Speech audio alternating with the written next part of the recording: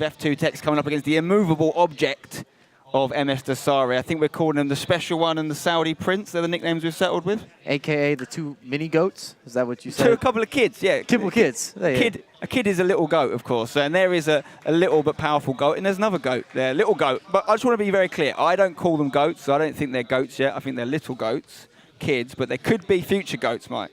They definitely have that potential. If you're looking at the current era, or the era from since FUT champs, both of these guys come up now as household names of guys that could be the greatest ever. And we are underway here, of course, Tekz in the Liverpool kit and MsDossary in the Rogue jersey. This is big. This is the final Swiss format game. Both these guys already through, but whoever wins it will have a better seeding going into the first knockout round on Xbox. Tekz with the ball here. MsDossary getting it back straight away with Mbappe. Ruud Gullit trying a little back flick there. What did you think of that last game? Did you catch any of the Rogue matchup between MsDossary and Goal Machine? I caught all of the Rogue matchup, and that's another reason that I think MsDossary is going to edge this match just because of form. That looked the best that I've seen him play today. And he's known to grow into tournaments. And to be fair, so is Tekz. Yep, very true. And I think everyone knows Tekz has been the standout player so far this year, but you'd have to say Rogue, the standout team. They've got players, obviously a number of players performing very well, no more so than MsDossary, but Goal Machine doing well. And he's got a big game up himself happening right now against Marcus Gomes. That's an elimination match. One of them will not be going through to the knockout round. Chance for MsDossary here.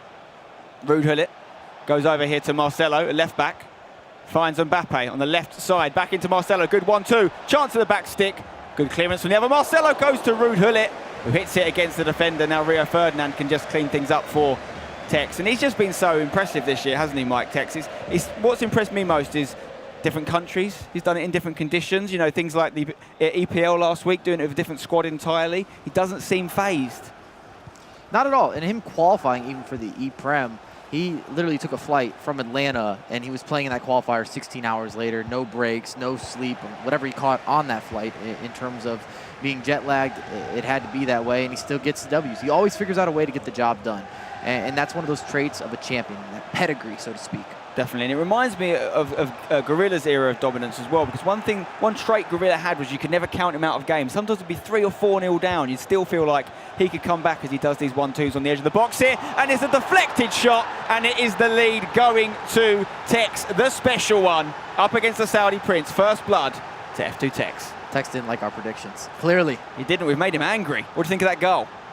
A little bit of good fortune. You don't score goals, you don't take shots, gets the deflection, finds the bottom corner, he's up 1-0. It's still very early, 15th minute. We've seen Dossary, he's not going to be nervous about this. He's not going to change his gameplay style. And the same can be said for Tekz. Both of these guys have so much experience in big moments on the big stages that they're not going to be rattled. Yeah, I think the shot would have probably troubled De Gea anyway, but the deflection off the inside leg of Ruud Gullit has cost Dossary a goal there, who's 1-0 down. And what I was going to say is, you can never count Tekz out. And in the last game, watching closely him against #Ryan, even at 2-0 down in the first leg, there was plenty of belief that he could still get back in it, as he did. I think he ended up winning 4-2 in that game. And that's a great character trait to have, of course. But here, we're seeing Tekz with the lead now, so Dossary needs to show some of those same characteristics. But Tekz gets the ball back, nullifying the early threat of Dossary from kickoff. Ruud Gullit over the top here on the right side for Ronaldo. Approaching the box. That's a good tackle, but it's going to fall back to Neymar. And Patrick Vieira now on the ball. Into Ronaldo. Nice first-time pass for Mbappe, trying to get the finesse off. Just over the bar. It wasn't green. And something you're going to see... It's got to be green. It has to be green. And something you're going to see from Tekz throughout any of his matchups is he utilizes the wing play masterfully. He makes you feel like you could do the same thing, the way that he's able to cut inside and find that space time and time again. 97% passing accuracy there we saw on the screen. It really is fantastic. We always talk about wanting to get into that 90 percentile, but 97 is obviously close to perfect. And one other thing we talk about a lot with Tekz is, and I'll use this word deliberately because he's a Liverpool fan, the gegenpress, you know, the high press that Liverpool use in real life. We see Tekz do it really well. When he loses the ball, he gets it back almost instantaneously, giving the opposition no time to get into the game and get that possession up. But it is Dossary who's got the ball off Tekz here, coming forward now with Patrick Vieira, icon in the middle of the pitch, who finds Mbappe playing on the left side for Dossary. Is that where you'd want to utilise Mbappe yourself? I'm not complaining with either of these guys' tactics. I'm going with the flow. But you're picking up tips? I might be picking up some tips. Like, clearly what they're doing is working. Chance. Neymar, back stick, got to be a goal. Has to be. And it is a header at the back post for Ronaldo. Cristiano, of course, making it 1-1 for MsDossary. And that is just, once you see that back stick cross and the keeper on the other side of the goal, you know it's going in, Mike. You can't miss that. Everybody's going to finish that for breakfast, lunch, and dinner. And I was just going to say, you will see variety in the types of goals both of these guys score, because they're always very reactive based on what their opponent gives them. So if the wings are open, you'll see some of those crosses. Skill move sessions, yeah, they got that in their locker. And the same can be said with the long shots and different types of shot selections. And I almost learn new things in the meta every time you watch them play, especially in those big adrenaline moments where they're pushed to their maximum potential and they're forced to adjust. They're forced to adapt and showcase something new if they want to get that victory. Yeah, we are seeing two absolute titans of FIFA come up against each other right now. Mike, would you say this is premium FIFA material? Absolutely premium quality FIFA material, without a doubt. Okay, lovely. That's what I wanted to hear. Ruud Gullit on the ball with that premium FIFA material. He finds Mbappe. And we've got a run by Eusebio getting the ball, but dispossessed by Rio Ferdinand. Still very commonly used in people's teams, you know, despite there being higher rated centre-back options. What is it about Rio Ferdinand that people love? You can count on him.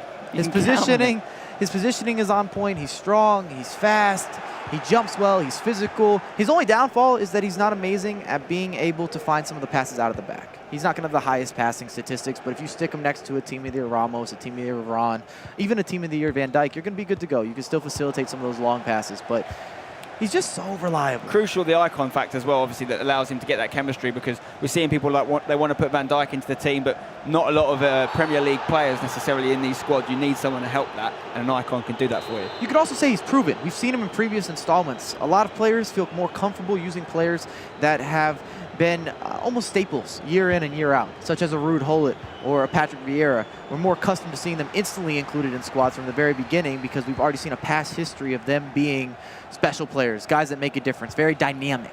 Yeah, Rio Ferdinand was the first icon SBC I did this year. I've only done a couple, and I thought, you know what, he came out reasonably early. I can build my team around him, get a centre-back sorted for the rest of the game, and he's been in there ever present as the cross comes in for MsDossary, but it's punched away by De Gea, and that's a big opportunity for Dossary there. Made a good read as well. Maybe a little bit of good fortune there from Tekz to be able to get a save. Very similar to the first goal that we actually saw from MsDossary, looking for that back post cross. Ronaldo getting the ball back for Tekz. And 97% passing, just dropping a little bit now as Tekz tries to fill this game out, and he's having to be a little bit more hurried as he's no longer got the lead. Ruud Gullit finds Patrick Vieira. Do you feel as if it's opening up? I feel like the first 20 minutes were a little more cagey. I know Tekz got on the board. Maybe the ball bounces away, got the friendly deflection.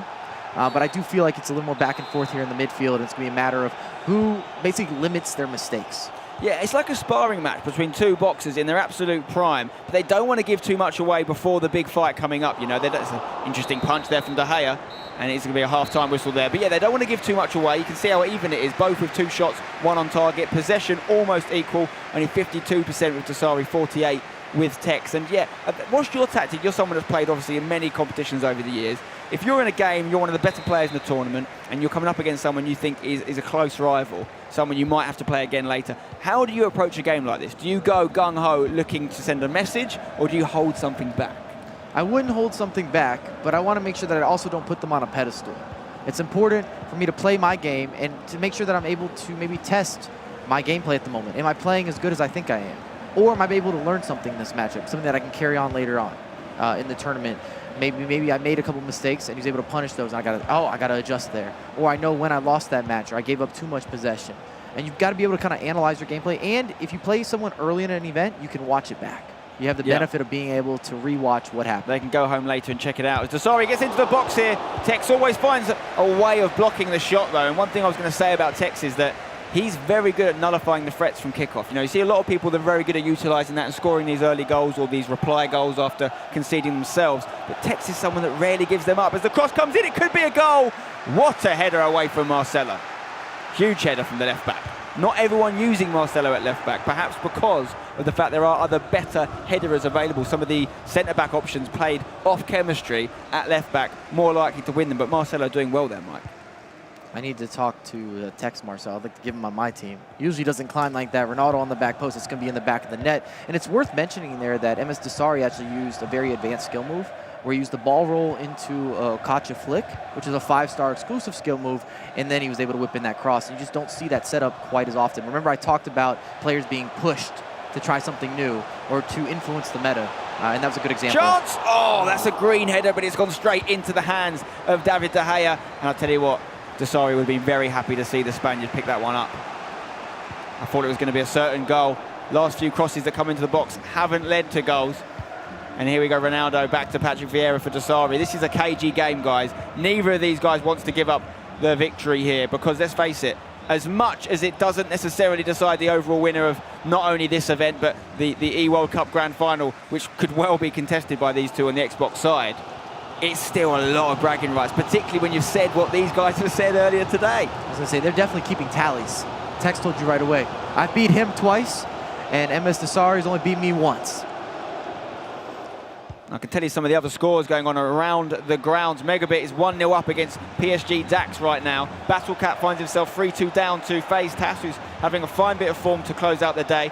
Rogue MsDossary, obviously we know, is drawing right now with Tex. We've got De Gaucho 3-2 up against Janos. He picked up a big victory last game. He's already through, but hoping to make it 4 wins from the Swiss format. Rafsu 2-0 up against Stokes, who started so well, but his form is declining, it seems. #Harry finds himself 2-1 up against Beto 19 Avia. We've got Sakal in a game, of course, with Lyrics. He's 1-0 down, or Lyrics is 1-0 up, I should say. And Rogue Goal Machine also 1-0 down to Marcus Gomes. That's an elimination match. Whoever loses that is going home. Speaking of elimination matches, Black Arrow 2-0 up against #Ryan. Perhaps a shock. But #Ryan might be happy with that one. I'll keep you updated with any other scores as the goals go in. Yeah, and it is always a sad part of the day when you have the elimination matches, of course, but so many games have had to be played to get to this point. Depends what side of that elimination match you're on. Of course. Sad for one, happy for the other. You're actually seeing MsDossary start to be a little more pressing, a little more assertive with his defensive pressure. And this is something that Dossary is known for, is being able to adjust tactics opponent to opponent. And he's been all Dossary in the second half, outside of maybe the one cross attempt from Tex. Nice La Croqueta there into the box. And that's not only is he able to adjust his gameplay based on his opponent, Mike, he seems to be able to adjust his gameplay every year, depending on the FIFA title and the way it plays. You know, that's, for me, when you're looking at this GOAT conversation, as I've said, I don't think either of them have reached that status yet. But one thing you've got to consider is oh, that's a good hit, and it's off the corner of the bar, and the rebound saved by De Gea, and Tex is living on a prayer right now. 2 huge chances for Dossary, who had the absolute, the guts to hit that shot from distance. Not rewarded. And you can see it. Dossary swarming them. We haven't seen Tex struggle so much to get out of the back. He's not hitting those counterattacks and the outlets with ease that he normally would be. And it's been all Dossary in the second half. As I was saying, Dossary is so good at adapting his gameplay across titles. You know, he's won major championships in 3 different games now. And he's actually a lot younger than people think he is. He's still less than, I think he's 19, maybe 18 years old. He's only a year or so older than Tex, but it seems like there's a much bigger age gap than that because he's been around that little bit longer, of course. But Tex obviously having a huge sort of 14, 15 months since he burst onto the scene in Barcelona last year. I remember the first time I saw Dossary play was in FIFA 17, and it was at the one of the in Vancouver. It was in the Vancouver event because they ran I guess the Asian qualifiers, the rest of the world qualifiers at the time, and they also ran the North America, South America qualifiers. It was during the same week, basically. You played in that? Yeah, I was playing in the North American, South That American qualifiers. tells you how long ago it was. You were playing at a big event. Thanks, I appreciate that, Spence. He was in the EMLS. That's unfair. EMLS is a big event. You were in that. And you did all right, to be fair. Moving on to let me talk about the matchup here. I was saying myself out of a hole. The first time that I saw MsDossary play, I was like, this guy's special, this kid's special. Yeah. Didn't know his age, didn't know a lot about him, but in terms of the gameplay that he had at that point in time, I was like, he's head and shoulders above everybody in the rest of the world division. Speaking of heads and shoulders, he's knocked that one straight in. There's no dandruff on his head. That's a shampoo joke. And both of these guys score set pieces. This is beautiful. He's going to use the first man in order to flick it on. See this in real life a lot as well. Tucks it away, 85th minute. Let's have another look at this. It was a flick on. Did he mean that flick on? Absolutely. You think he meant it? You don't think that was an intended shot that was luckily falling onto Van Dijk's head? Nothing lucky about that. Okay, but at this point, you make your own luck, and even if they didn't mean it, you put yourselves in that right area. But Mike's confident he meant it. Van Dijk popping up with a goal against the die-hard Liverpool fan, Tex. That's got to hurt. Ruud Gullit on the ball for Tex now, trying to get back in this. The first time in this tie Tex is down.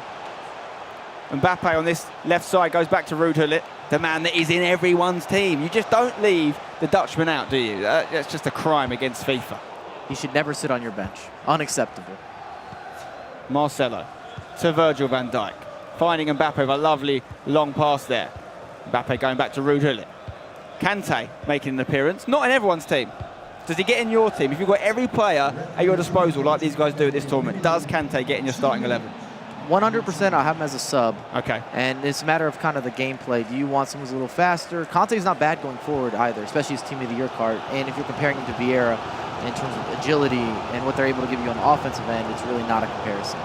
Ronaldo makes it way past 1, 2. Oh, what a block from Van Dijk. Again, coming up trumps for MsDossary, not just with a goal, but a goal-saving block there in the last seconds of the first leg. So that is going to be a win for MsDossary going into the second leg. Lots still to play for, though. We've seen Tex overturn 2, 3, 4 goal deficits before. How do you see this one playing out?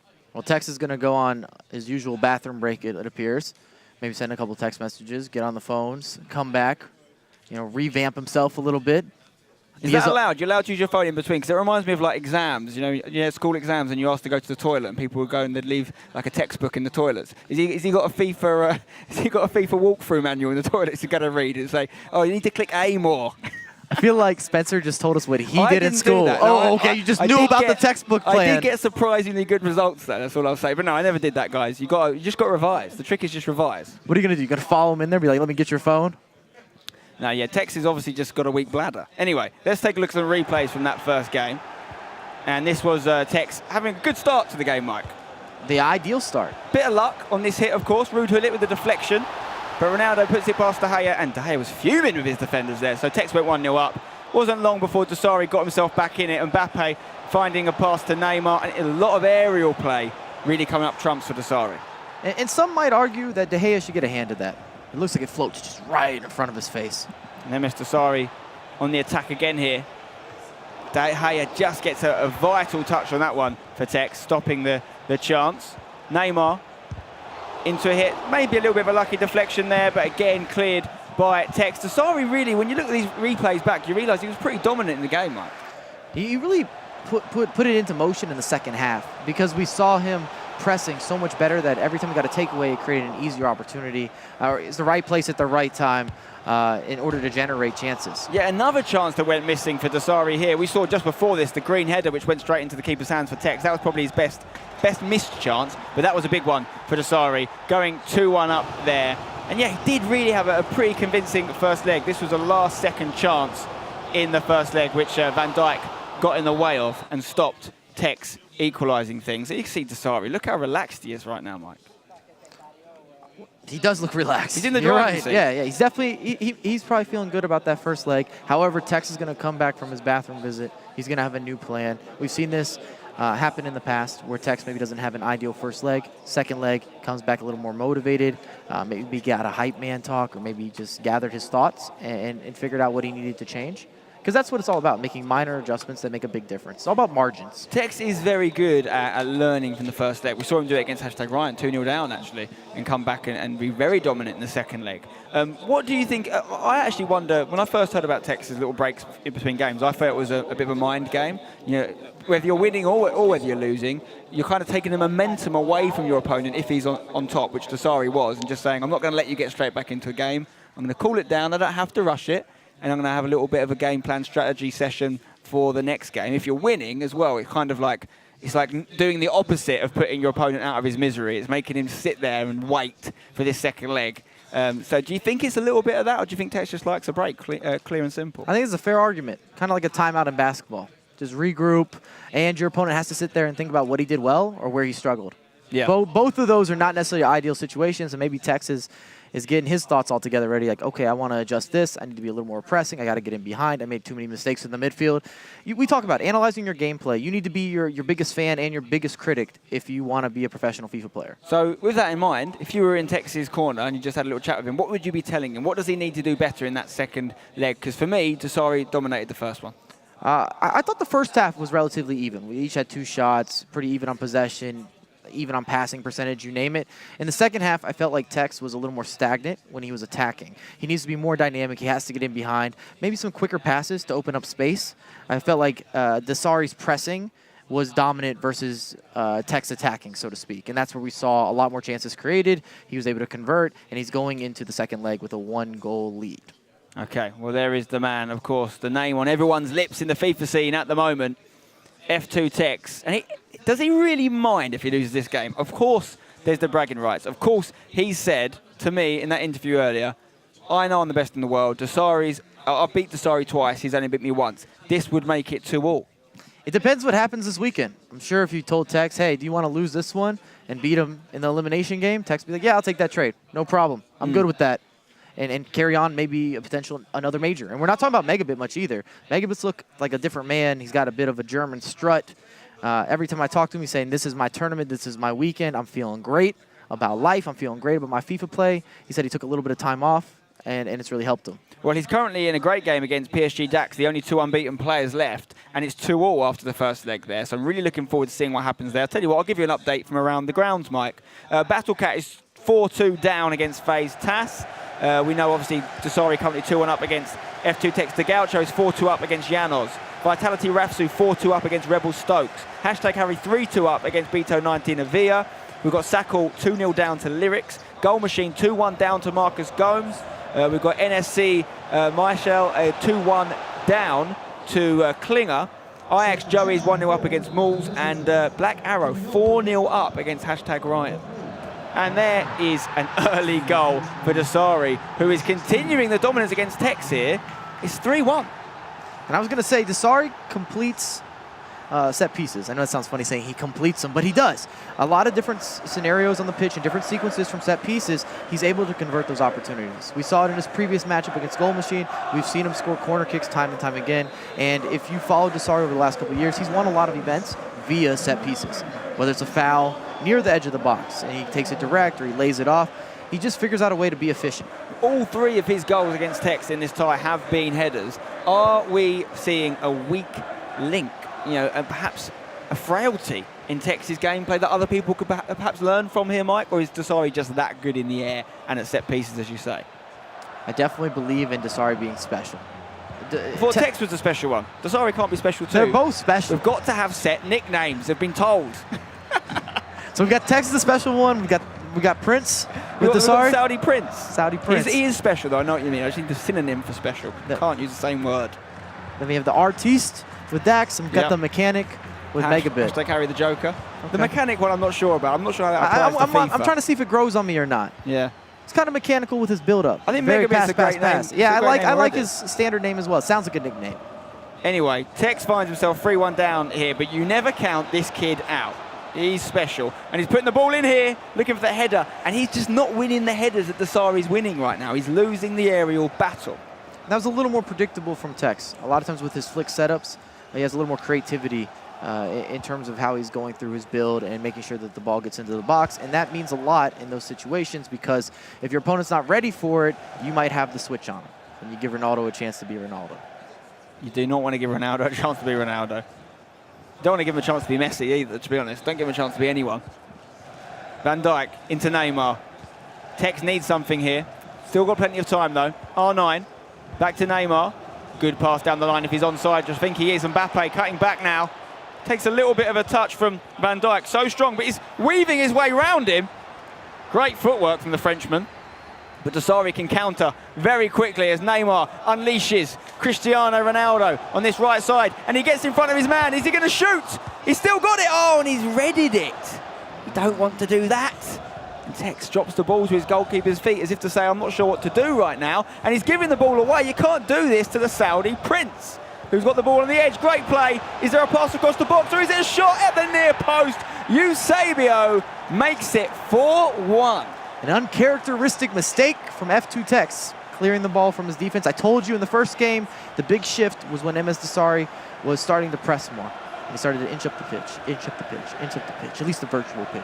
And every one of those mistakes ends up being an easier opportunity for him. Less passes, less of the build-up, less room for error, less margin for error when he's making his tax. What I'm curious to know is, What's going through Tex's head right now? How does he feel about potentially going through with a 3-2 record, the worst possible record you can go through with, but it is still going through nonetheless? How many times have we seen people dominate the first day and then come back and be knocked out first time? These guys know it's all about how you finish, not how you start.